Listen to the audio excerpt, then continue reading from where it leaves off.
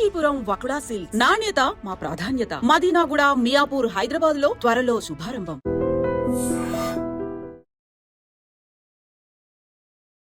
Hi, hello, నమస్తే, welcome back to iter media. ఈరోజు మనతో ఉన్నారు సర్టిఫైడ్ ఫైనాన్షియల్ ప్లానర్ అయిన రామచంద్రమూర్తి గారు. ముఖ్యంగా ఈరోజు ఎపిసోడ్లో కమోడిటీస్, గోల్డ్ అండ్ సిల్వర్ గురించి తెలుసుకుందాం. Hi sir. హాయ్ అండి, నమస్తే sir. Right now gold and silver commodities, వీటి పరిస్థితి ఏ విధంగా ఉంది, వీటి ఫ్యూచర్ ఏంటి, వీటిలో ఇన్వెస్ట్మెంట్ చేసిన వాళ్ళ పరిస్థితి ఎలా ఉంటుంది అంటారు? ఈ గోల్డ్ అండ్ సిల్వర్ అంటే లాస్ట్ 2 days బ్యాక్ దాదాపు 2000 ఫాల్ అయింది గోల్డ్. 84,000, ఇప్పుడు మళ్ళీ 2000 పాయింట్స్ కవర్ అయిపోయింది. ఈ వీక్లో చూస్తే హై 89,000 దాకా వెళ్ళింది. అక్కడి నుంచి 4,000 పాయింట్స్ డౌన్ అయ్యి 84 వచ్చింది.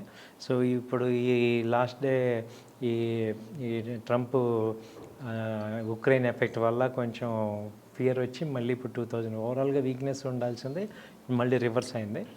అలాగే సిల్వర్ కూడా ఇప్పుడు 96,000 అలా ఉంది, మొన్న 94 దాకా వచ్చింది. సో ఇదేంటంటే ఒక రేంజ్లో ఉంది, 94 నుంచి 98 ఆ రేంజ్. అలాగే గోల్డ్ కూడా 84 నుంచి 89 రేంజ్లో ఉంది. సో గోల్డ్, సిల్వర్లు అయితే ఒక రేంజ్లో ఉన్నాయి. అలా అని తగ్గుతాయా అంటే తగ్గట్లేదు, కానీ 84 ఆ రేంజ్ బ్రేక్ అయితే కానీ రాదు. అదే ఇంటర్నేషనల్గా తీసుకుంటే దాదాపు 2,900 ounce దాకా వెళ్ళిపోయింది. మొన్న 2,860 ఆ రేంజ్కి వచ్చింది. సో అక్కడక్కడే కన్సల్టేట్ అవుతుంది. ఎందుకంటే మేజర్గా ఇప్పుడు ఫియర్స్ అయితే ఏం లేవు. ఇవి మొత్తం మార్కెట్ కరెక్షన్స్ ఇవాళ అవుతున్నాయంటే ఓన్లీ ట్రంప్ యొక్క టారిఫ్ ఎఫెక్ట్సే, కానీ వరల్డ్లో ఎఫెక్ట్స్ ఏం లేవు ఫియర్ పై. కాబట్టి ఏంటంటే ఇది ఇంకా విపరీతమైన స్పీడ్లో పైకి వెళ్ళే అవకాశాలు లేవు, కానీ ఒక రేంజ్లో ఉందండి. అంటే ముఖ్యంగా ఇది ఆర్నమెంటల్ గోల్డ్ కూడా ఒక శుభవార్త అని చెప్పొచ్చు కదా. ఇంత ముందు వరకు ఆర్నమెంటల్ గోల్డ్ అంటే కంపేరబుల్లీ, కానీ ఇప్పుడు లాంగ్ టర్మ్లో వాళ్ళు ఎప్పుడైతే ఇంతకుముందు ఓల్డ్ టైమ్స్లో కొన్నారో వాళ్ళందరికీ కూడా ఇది ఒక బూస్ట్ అని చెప్పొచ్చు. అవునండి. ఇక ఇప్పుడున్న టైంలో సార్ స్టాక్స్ పరిస్థితి ఏ విధంగా ఉంది? ఇప్పుడున్న టైంలో కాస్త దేంట్లో కన్నా మనీ పుల్ చేద్దాం అనుకుంటే ఎటువంటివి బెటర్ అంటారు? ఇప్పుడు ఏంటంటే గోల్డ్ తీసుకోవచ్చండి, ఏదన్నా ఒక 1,000 పాయింట్స్ 1,500 పాయింట్స్ డౌన్ అయినప్పుడు 84 అది రేంజ్లో బై చేసుకోవచ్చు. తర్వాత సెలెక్టివ్గా ఏంటంటే కొంత అమౌంట్ స్టాక్స్లో కూడా ఇన్వెస్ట్ చేస్తానంటే ఫండమెంటల్గా ఇప్పుడు చాలా సాగుగా ఉండడం ఏంటంటే ఈ ఎస్కార్ట్స్ ఒకటి బాగుంది ఆటోమొబైల్లో. అలాగే టీవీఎస్ మోటార్ రిజల్ట్స్ బాగా వచ్చాయి, బాగుంది.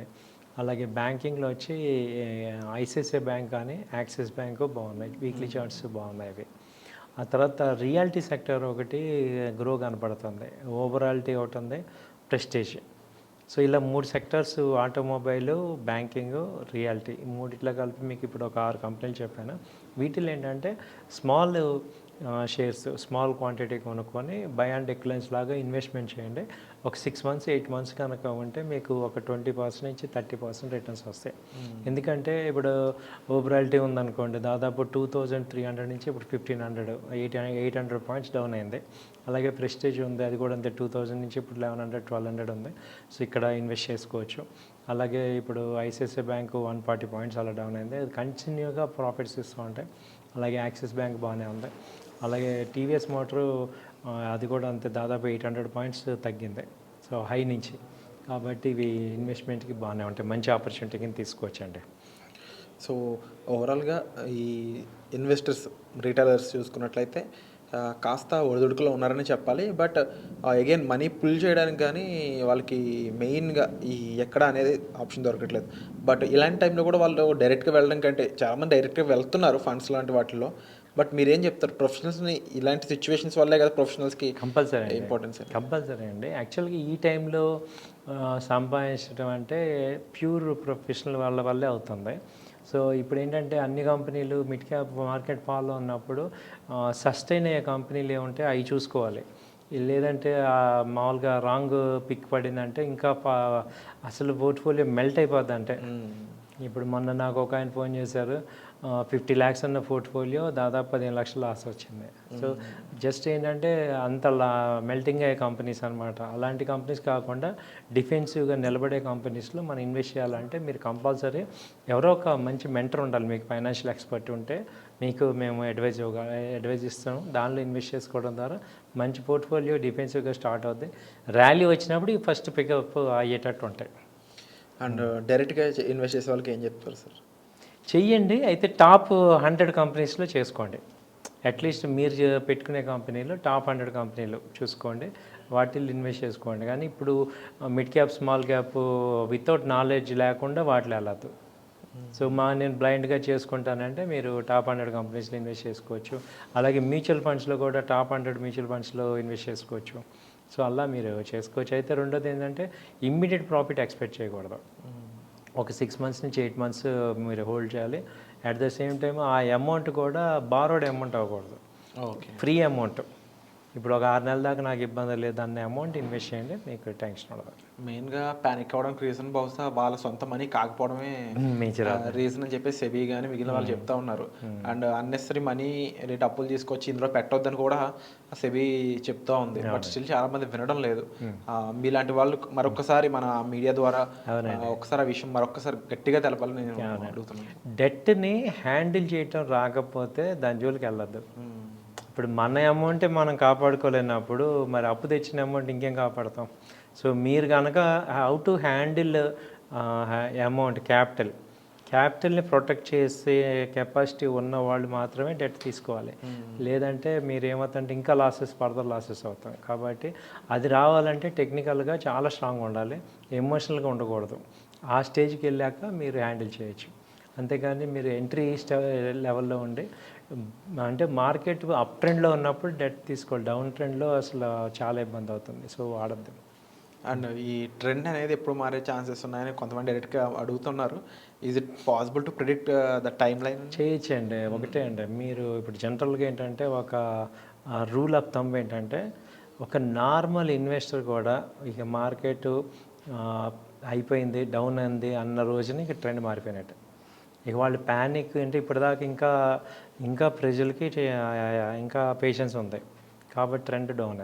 ఇక పేషెన్స్ అంతా అయిపోయి అందరూ ఎగ్జిట్ అయిపోతారు చూడండి, ఇక ఆ స్టేజ్లో ట్రెండ్ రివర్స్లో అవుతాయి. సో ఇప్పుడు ఇంకా ఏంటంటే ఇంకో 20% పేషెన్స్ ఉంది. సో ఇదేంటంటే ఎగ్జాంపుల్ మీకు స్టాంపేడ్ జరుగుతాయి చూడండి, తొక్కిస్లాట.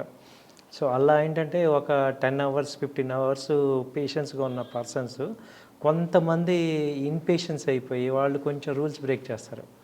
ఆ రూల్స్ని కంట్రోల్ చేద్దామని మిగతా వాళ్ళు వాళ్ళని ఆపడానికి చూస్తారు. అప్పుడు ఏమవుతుందంటే బిగ్గర్ వైలేషన్ అయిపోద్ది. అలా అవుతుంది అనమాట స్టాక్ మార్కెట్ కూడా. పేషెన్స్గా వెయిట్ చేసి ఇక ఏదో న్యూస్ వచ్చి మళ్ళీ డౌన్ అయితే అన్బేరబుల్ స్టేజ్కి వెళ్ళిపోతారు. ఎవరు పర్టికులర్గా రీటైల్ క్లయింట్స్.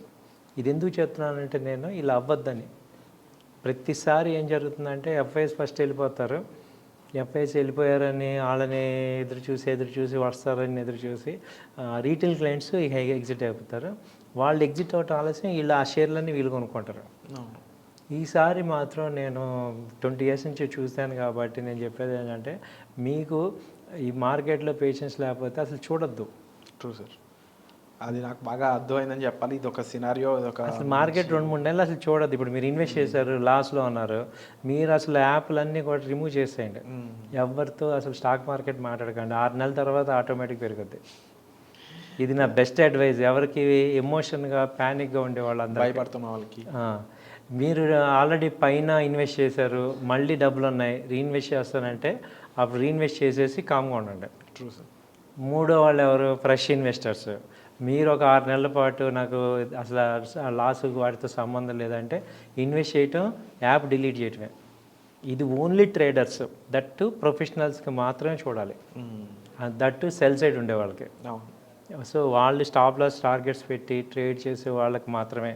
ఇన్వెస్టర్స్కి అస్సలు మీ టైం కాదు, మీరు అది చూడొద్దని చెప్తున్నాను. Wonderful suggestion sir. బట్ తప్పకుండా ఒక రైట్ ప్రొఫెషనల్ గైడెన్స్ కోసం మీరు సార్ని ఇమీడియట్గా సంప్రదించండి. కాస్త ధైర్యంతో పాటు నాలెడ్జ్ మరింతగా మీకు అందుతుంది. సో వచ్చే మళ్ళీ కలుద్దాం. Thank you so much. Thank you అండి.